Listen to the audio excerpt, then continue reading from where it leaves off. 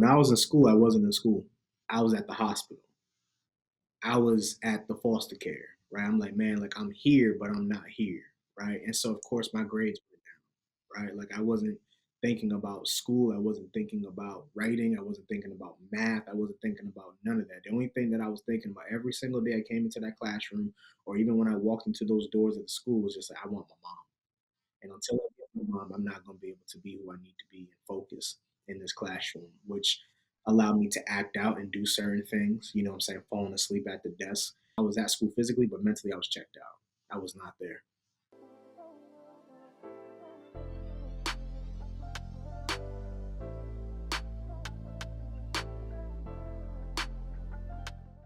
Welcome to the Mindset on Resilience podcast, where we're building a more confident, resilient, and mentally strong community. I am your host, Daniel Truelove, and I am excited for the guest that we have today. Man, this guy right here, global, making a tremendous impact, not only as an inspirational speaker, but he's also someone that is raising up a generation of voices, those individuals that have a message to share, those individuals that have a desire to go out and impact the world. He's somebody that's directly over making sure that they're equipped to be able to go and do that well. So, the individual that we have today is none other than Mr. Will. Will is blessed. Mr. Preach Will. Listen, he got so many different names. I don't even know how to say them all, but just know that we're blessed and we're honored to be able to be here with him today. The humble hustle guy, Mr. William Winfield. How you doing, my guy? My brother, man. That was a fire intro. You know what I'm saying? Thank you the best. Yeah, I think you beat them all, fam. Listen, I'm trying to do a little something. Hey, you doing it, bro. You doing it, man. Bro, I see you moving, bro.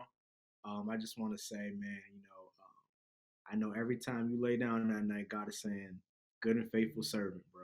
You out here changing lives, man. And so it's definitely an honor for me to be on here today, man, and just rock with you, fam, and just, provide value and just really help your community to just navigate through that adversity and to build that resiliency, man. You know what I'm saying? Because we all some go through, you know what I'm saying? But unless we here, man, and it's showtime, bro. Let's get it. It's showtime, man. Well, I'm happy to be here because, man, I mean, your story is one. Talking about resilience, man. That's kind of if you say the central storyline for from your experience, and it started out early. And so, man, can you tell us a little bit about just some of the let's talk about adversity for a second. Can you tell us a little bit about the adversity that you experienced just early on in life? Yeah. So I think for me, it was when I was stripped away from my mother due to foster care, particularly Thanksgiving night. She had a nervous breakdown. You know what I'm saying? Just too much pressure being a single mother. And I'm in the room with the box TV. You know what I'm saying, bro? With the aluminum foil, I kind of make sure the picture come in. And I just hear my mom say, I can't take it anymore. And literally, she took the whole turkey and threw it up against the wall. And I walked in there, man. I'm like, yo, like, mom, are you okay? She's just started going crazy, breaking everything. And just too much. The neighbors downstairs and upstairs called the ambulance, and the ambulance came and took her. And I ended up going to, 4 different homes. You know what I'm saying? And for me to be in a home, you know what I'm saying, and away from my mother, that hurt me, bro. Like major. You know what I'm saying? Been with this woman all my life, and here I am being stripped from her and going into, foster care system. And so, one of the particular homes that I was in, fam, uh, I'll never forget it. It was a white family, and first time ever I've ever seen a father and a mother and their children in one roof. Never seen that before in my life. And they all had their own bedrooms. Just to see how they were eating dinner together and how they were playing Battleship and how they were really just on one accord in unison, bro. And I was just like, man, like this is different. You know what I'm saying? I said, I wish I had that in my life. And they treated me beautifully, bro. You know what I'm saying? No issues, no racism, none of that. They took good care of me. And then eventually I went from that foster home and went to another foster home. And you already know how it is, fam. Like when you pulling up to a street and you see all the kids outside and you see the glass on the floor, you see the knee, you're like, okay, I know what time it is. things. And I remember my caseworker walked me up the spiral staircase, and the lady opened up the door. She was smoking a Newport 100, and she blew the smoke at the social worker. And she was like, "Oh, this is William. Okay, cool, cool, cool, cool." Came in, and bro, this is actually the first time that I became, a victim of being molested by a woman. And when that happened, bro, I was just like, "Yo, like this is crazy." Like their daughter walked in the room and literally told me, "If you ever tell anybody that I'm doing this, I'm gonna kill you." Crazy, bro. Yeah. And I was just like, man, the whole time, I just want to be with my mom. I want to be with my mom. And then from there, bro, I ended up going to my mom's quote unquote friend, which I thought they were friends. And it's another Caucasian family. And I got to the crib, and they're like, "We don't got no room for you." You know what I'm saying? You see that corner right there where the cats are at? That's where you're gonna be sleeping. And I had to sleep there literally for like 3 weeks, bro. It was crazy. The worst experience I've ever had in my life. Um, and so, after that, I finally was able to go to my spiritual mom's crib, Kimberly Sosa. I'll never forget it, man. And she took me in, and she prayed for me, and she took care of me until my mom got out. And then that was the last place that I stayed at, and then I was able to get reconnected with my mom. So yeah, Wow. Um, so first of all, man, that's a lot to unpack, especially at a very young age. So you talked about the first thing is that the separation from your mom, not having your father in your life already, and then now you're separated from the only person that you do know. Tell me a little bit about what was going through your mind at that time. yeah, man. What was going through my mind at that time, bro, was just like, yo, like I just want my mom, bro. Like I just want my mom. I want to be with my mom. I want to be connected with my mom. I'm not trying to be with nobody else. This is the woman who's clothed me. This is the woman who took care of me from birth, and just being in that environment to just say like, man, like my mom's going through this, and there was times too I was occasionally able to go visit her and go see her, and just to see her like she wasn't herself out of it. You know what I'm saying? She had to take a lot of medications to just make sure her mind was regulated back to normal. And bro, I was just in tears every time they try to strip me away from her. I'm holding on to the door, not trying to leave my mom. And I see how they're abusing my mom, right? They're slamming her in the hospital, and I'm watching this through the double doors and stuff like that. And yeah, it was crazy, man. So I think the biggest thing that I can say through that process is one of the biggest feelings was just like I felt torn apart. Felt like, you know, I'm not, what I'm saying, my mom doesn't deserve this. You know what I'm saying? I don't deserve this. We just want to be together. You know what I'm saying? So that was definitely what's going through my mind during that time period, fam. So now, when you think about like what you were going through, kind of during this time period, like how are you showing up in the other parts of your life? So I'm pretty sure you were still going to school, I would imagine. Uh, and so, like, how are you showing up in school? Because we have a lot of educators, administrators that listen to this, and just for them to, uh, for a small moment, be able to understand what that's like. Yeah, man. When I was in school, I wasn't in school. They'll catch it at the red light, right? I wasn't in school. I was at the hospital. I was at the foster care, right? I'm like, man, like I'm here, but I'm not here, right? And so, of course, my grades went down, right? Like I wasn't thinking about school. I wasn't thinking about writing. I wasn't thinking about math. I wasn't thinking about none of that. The only thing that I was thinking about every single day I came into that classroom, or even when I walked into those doors of the school, was just like, I want my mom. And until I get my mom, I'm not going to be able to be who I need to be and focus in this classroom, which allowed me to act out and do certain things. You know what I'm saying? Falling asleep at the desk because I got to keep one eye open to see if this girl going to molest me again, or I got to keep my eye open to see if this family who I thought was my mom's friend is not going to do nothing crazy to me. And so, yeah, bro, man, I think that's what I would say. Like at that time, bro, I was just like, yo, I was at school physically, but mentally I was checked out. I was not there. So now you like you said, you're there, but you're not there, and so not there led to like whether falling asleep in class or acting out. Tell me a little bit about your interactions with educators that saw your head down, you acting out. Like, how did they respond, or like, what are some of the things that you remember? Maybe even statements that they said about you. I know one of the things that they said to my caseworker was pretty much like, William's academics is horrible. He's not trying to learn, and that's the thing. Like, and we're both in this, this amazing space, and it's just like you really got to understand the story, get to understand where I'm coming from, right? You know what I'm saying? Like, obviously, when I was coming here, I was not just falling asleep. You know what I'm saying? I was alert. You know what I'm saying? I was doing much better. But when you see a different type of turn happen in my life, you should be questioning and asking, not just, why are you acting out or why are you doing this, but really coming down to it and asking, like, what's the deeper cause of what's causing this right now? So, I didn't get that. It was just pretty much like Will's being bad. He don't want to be in school. He should be suspended, like all this different types of stuff. Man, it wasn't no care. It wasn't uh, no type of conversations that was trying to be had or any type of help that they can do after school program. None of that, bro. It's just more so just like pointing the finger. You know what I'm saying? Not more detail. Yeah.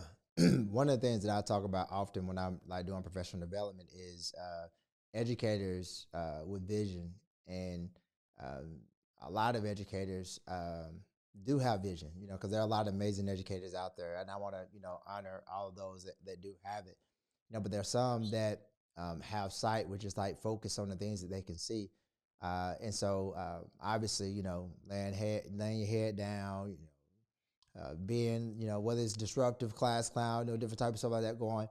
To everybody that may be experiencing this, dig deeper, to be able to find out the why behind the what. I know what you're seeing is real, but I promise you that there's a story behind that, and as you can hear from Will, there's a lot of trauma, a lot of challenges that he's experiencing within this story. And so, uh, with your story, sounds like it went down to at that point they put you in switch you from the classroom like education routes is what gave you IP, or like tell me a little bit about like how did that transpire? Was it at that point or was it at a later point? Yeah, it was at a later point for sure. Definitely. Point. Yep. And so how did it get to the point to where they said, hey, we want you need to go over here, because you obviously have overcome the odds and are doing amazing things, but that wasn't, like you said, the viewpoint. They thought that this is where you belong, or this is what your route was going to lead to. And so tell me a little bit about that journey as well. Yeah, man, that was definitely like fifth grade, bro. Fifth grade was the moment they were just like, yo, like, it's time for you. You know what I'm saying? Like, you need help. You know what I'm saying? You're not comprehending, you're not reading. And what they didn't understand is just like, yo, like my mom was trying to play both roles at the same time. Like she tried her best to teach me, but I'm saying, still trying to help me be a man as well. Right. So, with that type of dual threat per se, it was difficult for my mom. And so, she's like, well, we're going to have to take a different route. You're going to need some more help.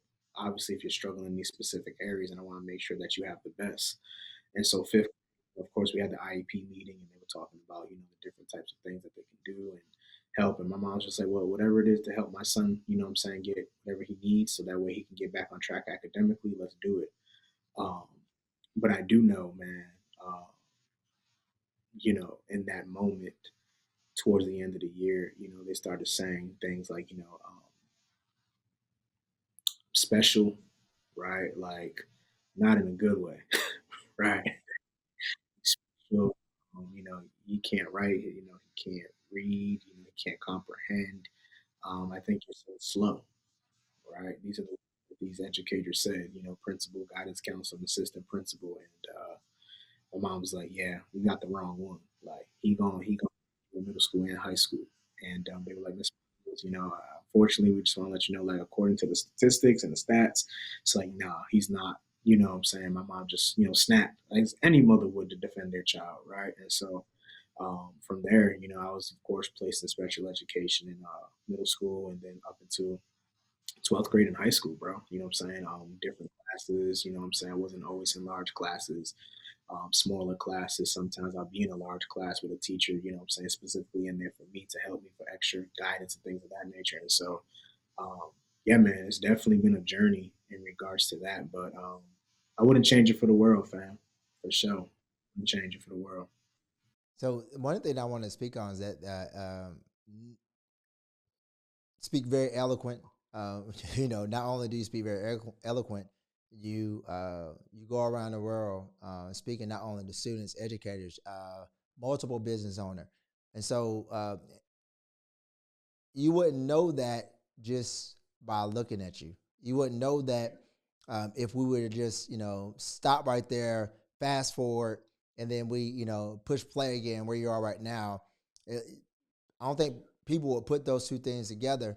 And the thing that I love about your story, the thing that I love about your life and what you're doing, some people get trapped in that IEP.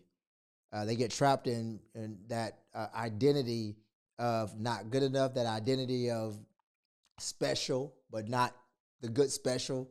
And so how did you break free from all the things that some people could say? You could have been a statistic if you would have, continued going down this path. How did you kind of break free from that? Yeah, bro. I think what broke me free is when my history teacher told me I lost a football scholarship due to academics. That was the moment right there, fam, that I said, I got to find a way. And it's not going to do what my brother did, sell drugs. It's not going to do what my other brother did, rob banks. I'm not going that route. Like, I've learned from them what not to do. And so for me, I said to myself, I said, if I got to work 60 hours, 80 hours to make sure my mom's good, that's what I'm gonna do. If I need to work 5 jobs to make sure my mom's good, like that was the driving force, fam, that said to me, like, Will, like you about to leave school and it's about to get real for you. And you know, and I know, right? Like you ain't trying to go to no college. Like you ain't on none of that. You just trying to do what you need to do to get some bread right now. You know, no pun intended to anybody who has done it, but for me, it just wasn't for me. You feel what I'm saying? And so I just remember walking down that long hallway, fam, and just like, yeah, I let my mom down. Like I really let my mom down, just doing some foolish stuff. You know what I'm saying? And again, right, I wouldn't change it for the world because that's what gives us our ammunition to go out here and go help other people in this world, right? And so um, that was that moment right there, bro. When my teacher said, "Yeah, you failed," like that's it, you lost your scholarship. So What was your journey to, like, now obviously you life, obviously you continue to live on, and but like you said, author, if I'm not mistaken, right? Written books, is that correct? Okay. So if you can't write, you can't write books, right? You know what I'm saying? So you've gained something that at one point you didn't have. And for anybody that's out there, I don't know. There's a lady, and I wish I remember her name, but I can't think of it. You may know her. She's in Oakland, California. She has an institute, a literacy institute. She wasn't able to read. Like she was like 18 before she was able to read. It was something like that. And she's a principal, and also on the she has a literacy kind of initiative that she helps kids in Oakland, learn how to read. But long story short, similar journey, and because of that, she's an author, been able to go to college, do a whole lot of things with her career, and she's focused on that. Kind of tell me a little bit about how you kind of got that confidence, got that that motivation from you know disappointment mom to now you're like, okay, what's next? How did you get to where you are now? bro, I would say this, man, and for me, man, it was really um, relying on God, bro. I ain't even gonna hold you. No cap, like that's the driving factor. And I got around other gentlemen that I seen who had father attributes and mentor attributes that I can lean into and learn from and digest the things that they were saying. And I think everything changed, bro, when I worked at the homeless shelter. That's where everything changed for me, Dan. And I was able to speak a homeless man out of committing suicide. And when I did that, I realized, like, Will, like, out of everything that everybody's told you that you never amount to nothing, like, look at that. Like, you taught somebody how to take life. Like, that's deep, bro. That's real deep. And that's where the books came out of, right? I started like saying, like, that's impact. Like, that's where the books came out of. That's where the speeches was crafted. That's where I started getting a feel of my swag and my confidence level, and I was just like, yo, like, man, like that felt good to help that individual not have to take his life. You know what I'm saying? And then I did the same thing at a drug rehab. It was my first presentation I ever gave from 45 grown men. Um, I remember talking two guys out of ODing. They were going to lead a program in OD, talked them out of it. And they're still clean to this day, bro. And this is the things that we talk about, fam. Like, me and you, we're not on motivation, we on impact. We know there's going to be dark moments to where people are going to be like, man, like I remember what Dan said. You know what I'm saying? That's going to help me to get through what I'm going through, right? And so um, that's where everything was birthed from the books, from the speeches, from the business ideas, and I just got around individuals. You know what I'm saying, that I seen as mentors or father figures that I can learn from and just dissect. You know what I'm saying? It's been a blessing. I never looked back since after that, man. The thing that I love about you is you have a responsibility. It's not some people do it, do things, whether it's like speaking or helping other people. Uh, some people it's like no, it's more accountability, more ownership that they take throughout that. And for you, this is not something that you do because you can do it. This is something that you do because you have to do it. And I think that's where there's a difference from intentionality and from the way in which you go about it. And so you are going back to whether it be homeless shelters, whether it be group homes, prisons, all the different places that you've spoken to, um, that just kind of speaks to the reason why. So why is it um, that you are committed to continuing to serve? Because I don't view you as I really view you as, from what I know about you, uh, you approach this from a place of service. Tell me a little bit about why that's the case and kind of where that comes from. Yeah, I love that, fam. So I think at the end of the day, um, I understand that we're in time for a certain amount of time. And at one point in our life, we are going to step into eternity and there's no coming back. And so when I'm no longer here, I want people to remember me as somebody that made a major impact, right? And so I'm previewing me leaving the earth, but still being here, right? And so I live every day on purpose, for purpose. And so I'm like, if I'm in schools, I'm like, I don't want you guys to make the mistakes that I made. I don't want you losing a scholarship, right? I don't want you to let anybody or your teachers make you feel that you're not smart because you can't read, or you can't graduate because you can't comprehend something, right? I just want to let you know that you're looking at me like, if you see me do it, there's no excuse why you can't do it, you know. And so whether it's an individual, a leader, a pastor, or an entrepreneur, whatever it may be, I just want them to know, like, yo, at the end of the day, like, if you want to be great, you just got to stay consistent long enough, no matter how much adversity you're going through, right? And this is a mindset thing. You feel me? Like, you have to really have um, that spiritual stamina to say to yourself, like, I'm not going to stop, no matter what happens. And so, if I can be that beacon of light, if I can be that key to unlock somebody else's freedom or opportunity, then why not? You know what I'm saying? And so I think for me, it's just the end of the time. At the end of the day, I want to be remembered. I want my legacy to not be a whisper.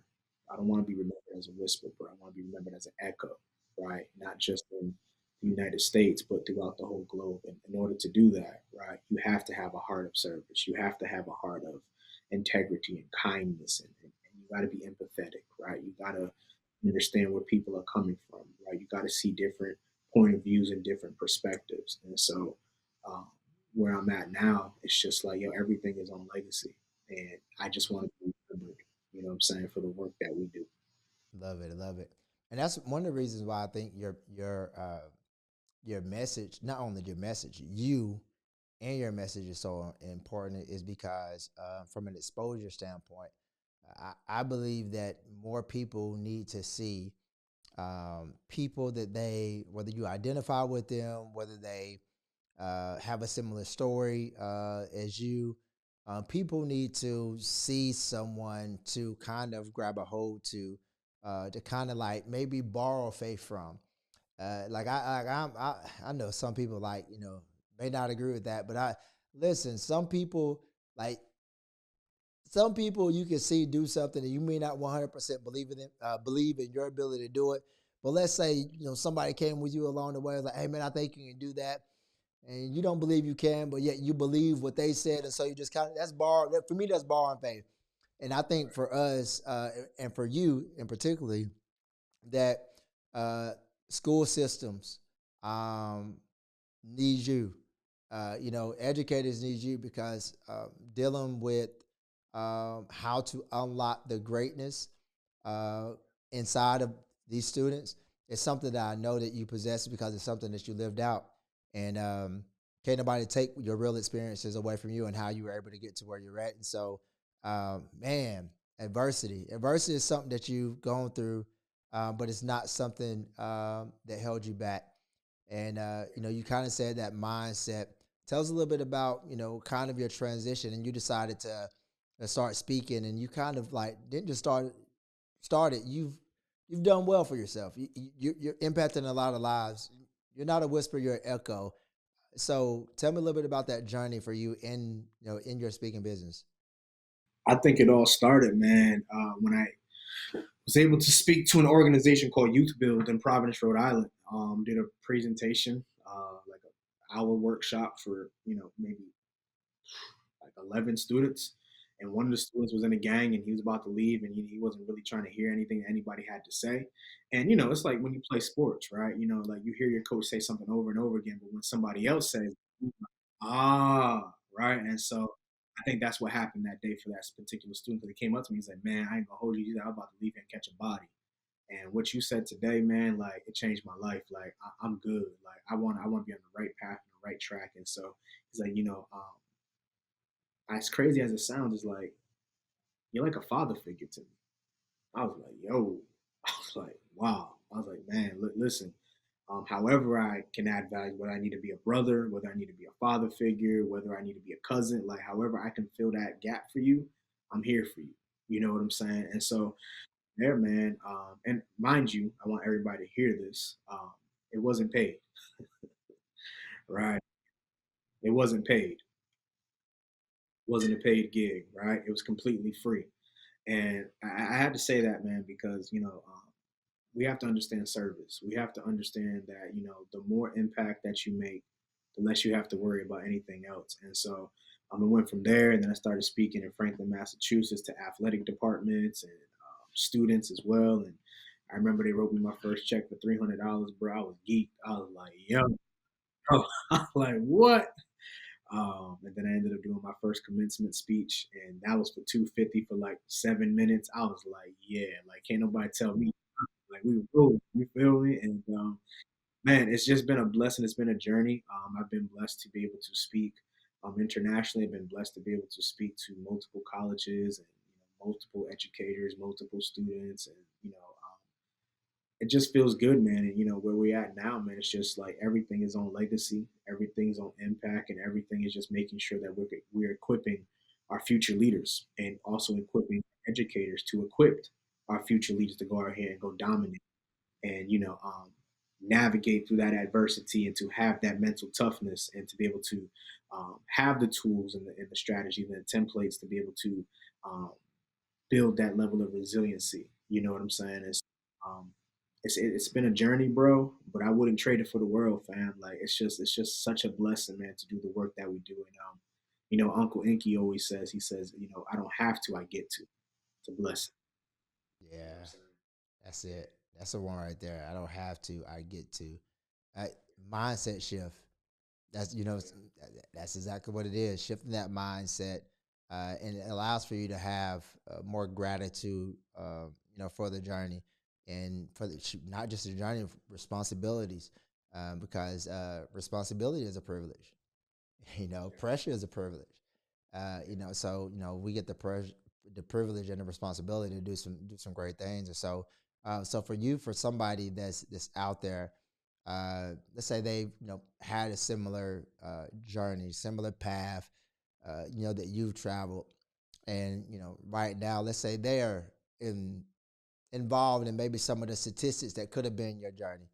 Like what would you share to either you, the past you, or even, some of those individuals, educators, administrators that may be working with some people that are in those positions right now? I love it, fam. I think the first thing, and I just believe in like questions is the most powerfulest thing that you can ever do for your life. And, questions breed clarity, right? And so I would say to y'all, the first thing that you need to do is ask yourself, if I don't do what I need to do, who suffers? That's the first thing you need to ask yourself, right? Is it my baby brothers, my baby sisters, and my mom? Is it my dad? Because as we know, our parents ain't gonna live forever, right? As we know, anything can happen to our brothers and sisters, and we got to make sure that they're good, right? And then the second thing I would say to you is before you pick a target, ask yourself, right? Like, what bow am I using? Right? Am I using the bow of excuses? Am I using the bow of not good enough? Like, because at the end of the day, we all gonna have things that we don't like about ourselves, or we all gonna try to make an excuse. And we know, fam, that excuse is just a well planned lie. That's all it is today, right? And so, if we, decrease the excuses and increase our level of consistency, then we'll be able to see more impact, right? Everybody tries to do too many things at one time.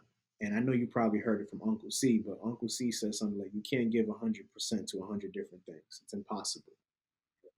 And so if you're at school, focus on school. Don't focus on anything else, right? If you're out of school, focus on work. Like wherever you at, be planted where you at and don't leave that, right? And so be be strategic on what bow you use before you hit a target, right? Because if I give you the wrong bow, you're not going to hit that target the way somebody else will hit the target. You may say, well, how come they hitting it right on the bullseye? It's because they selected the right bow, and you trying to hit everybody else's bow, and it's not going to work for you, right? You need something that's going to flow when you let it go. You know what I'm saying? And the third thing that I would say to you is just the fact that you don't know your death date, that should motivate you. Yeah. Just the fact that you don't know your death date, that should motivate you. That should drive you. Like, um, and I hate to say it, people view death as a bad thing, but death is really just a change of address. That's all it is. And what I find out, fam, is that people don't like to talk about death because they know that they have not fulfilled their assignment.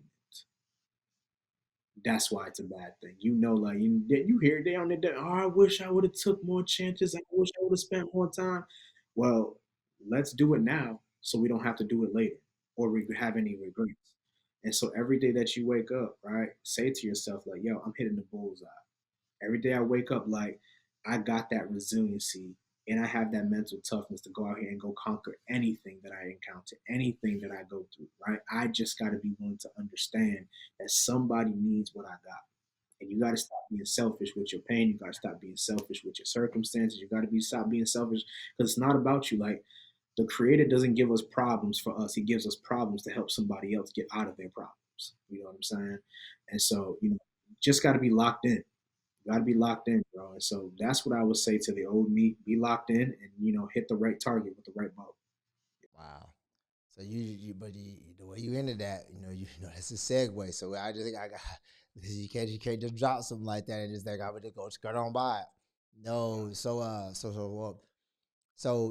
you kind of mentioned that talking about you got to use the right bow, to hit the right target, and I'm piecing two things together, because you talked about the motivation was that you wanted to be with kind of I just wanted my mom, and so in some of those moments did some of the things that were driving you. My mom drove me at this stage of my life. At this stage, it was myself. At this stage, it's my kids. It was like, so now you're finding, whether it was internal, some of that intrinsic motivation, or at some points maybe it was extrinsic, maybe it was something else that was the driving force. Um, what kind of role did finding the right motivation to kind of get you focused on hitting those targets? Yeah, bro. I think for me, bro, it was when I found out my oldest son was not my oldest son biologically. after raising him for 3 years. I did not know until I was in front of a judge and they told me. So that was the driving factor because I'm like, yo, like, okay, here you are, Will, like, this is your son, right? And you don't have any other kids at this moment right now. And it's like your dad was never in your life. And I was angry, bro. I was pissed. Like I wanted the whole world out. And, literally the Lord was just like, yeah, the judge is telling you he's not yours, but I'm telling you he is yours. Yeah, bro. Like that, I heard it right in the courtroom. He said, "And don't you think you're gonna leave this room without making sure that he has your last name, right?" And it's funny, bro, because my biological son does not have my last name. He has his mom's last name, right? And my one that's not, but the one that's not biological, he has my last name, right? And so it's like, oh, okay, God, I see like how you set it up, right? And so for me, that was the driving force because I didn't want no gangs to influence him. I didn't want no drug dealers to influence him. I didn't want no pimps to influence him. I didn't want nothing to influence him but the Holy Spirit and his Father, right? And just to let him know that, yo, you can do anything and accomplish. Like I'm the listen, I set the standard. Now I want you to break it. You see what I'm saying? I want you to break the standard. So that was the driving force for me is just say, well, you got to go ahead and go get it because you ain't got as much time as you think you do, right? And so max out every single day and give it my all. And so um, that my kids, man, you know what I'm saying? From, that's my driving force, my kids, you know what I'm saying? And my grandbabies when they come into this world, like every day, it's like, I gotta go all in, fam. I got to. I got no other option. There's no retreat, there's no surrender. I don't care what happens, you know what I'm saying? Like we're going all in, you know what I'm saying? And that's that resiliency. Like, here's the thing, like, we can teach it, but we can't teach it. It's just something that's just inward motor, bro. That just like it's just a different force that just makes you like, yo, I don't care how dark it is around here. I don't care what people have said. Like I have this particular standard that I'm setting, and I want to make sure that everybody that's coming behind me breaks that standard and says, man, like dad did his thing, and we got to maintain it, or not just maintain it, make it greater than what it is. And so, um, that's what I would say right there, fam, for sure. When I found that out, oh, it was over. Yeah, it was over. Yeah. Yup. You kind of like move. It's kind of like moving the goalpost, but not in a negative way. Sometimes that statement has a negative connotation because you move it, kind of like saying that you have to do this, and as soon as you're going to accomplish that, then they move the sticks a little bit further down. Not saying that you have to do that, but you are saying like, "Hey, I'm going to set this goalpost out in here," and so now the bar is not low, the bar is high, and with that high bar, you now say what it say, what's saying, shoot for the stars, land on the moon, kind of thing. Let's say, you should say, my standard is what the moon. And so if I'm I mean, my standard is the stars. And let's say they get close to that, they land on the moon. And so it sounds like to me like you're intentional about making sure that legacy is not only created through you, but it's also through those that are around you. And man, I think that's amazing. So tell us what's next for Will. Next, what's next? Like, what are you looking to do with this leg of with this dash in your life? What are you looking to do with it? I love it, fam. That was a good way of putting that right there. Just want to let you know, bro. You mentioned the grave, so I was like, that's the part of the dash you living out right now. So Yeah, yeah, they'll catch it at the red light, fam. They'll catch it at the red light. Yeah, man. I think the three biggest things right now, man, is just really focusing on trying to find property to start creating this facility for recovering drug addicts and homeless in a homeless shelter for homeless people and help them to get reintegrated with society. Give them college credits, GADs, jobs, entrepreneurship trainings. With that, and then just definitely partnering with different ministries in India and Uganda and Nigeria, just really partnering with them and making sure that they're good. So those things right there. And then of course, I think the last thing is just really taking care of my mental, bro. Really being locked in with my mental and just, I'm planning. I ain't gonna hold you, man. I'm planning every single quarter, man, to just go to the mountains, no phone, no nothing, and just be locked. Me and God, bro. You know what I'm saying? Just straight, for like a whole week. You know what I'm saying? No phone, none of that. Just locked in, bro, and just really prepping for the next quarter. And so that's where we're at, man. Right now, I would say those three things are the biggest things that we're looking to do. And what's next for me? Yeah, man. I love that. And honestly, that's something, man, that I need to do. I think you could be so focused on goals and aspirations and whatever it is that's on your list of things to do, that you lose sight of you in the process. And my wife, man, she's more locked into that than I am. And she's on me about making sure that like I'm good. And so to anybody out there, I think it's great to have goals. I think it's great to have aspirations in life. But what good is reaching an aspiration if you don't make it with it? You know. And so my dad was somebody that worked really, really hard. And the good thing about that is that I learned that from him. But my brother, we talk all the time, is that we have to learn the good from him, but we also have to learn from what we didn't learn from him, at the same time too. And and that's one element that I need to incorporate. So I appreciate you for saying that, and it hit home. That was one of those moments to where you were speaking, but it was Holy Spirit guy. He working through you to get a message to me that I really need to that I really need to resonate with. And so, man, I appreciate you for that. And so we have this segment that we end with, and it's called Better Days Ahead. And what that is that if you have, whether it's a mantra, whether it's a quote, what do anything that you utilize to kind of help you overcome adversity, whatever it is, what do you share with somebody that's listening to this podcast to encourage them that there are better days ahead? What do you got? I love it, man. So can I do? Can I say two? Am I cool with that? Man, yeah, yeah, for you, yeah, absolutely. All right. So the first thing that I would say is a quote from Dr. Miles Monroe that changed my life. He said, "The greatest tragedy in life is not death, but living life without purpose."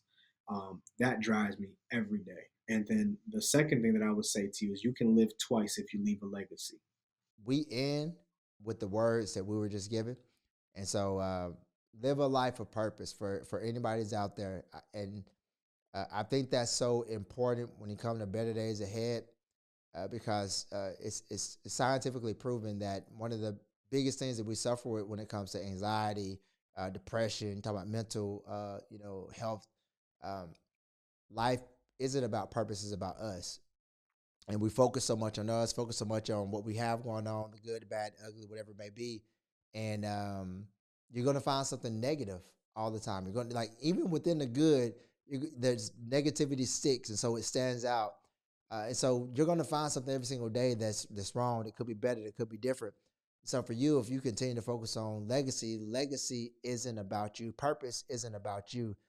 It's about those that you have an opportunity to impact. So today, I encourage you with what Preach Will, with what Mr. Will shared with us, go out and make a difference in the life of somebody else. Will, my brother, thank you so much for your time. I appreciate you coming on here to drop some wisdom, to give us insight.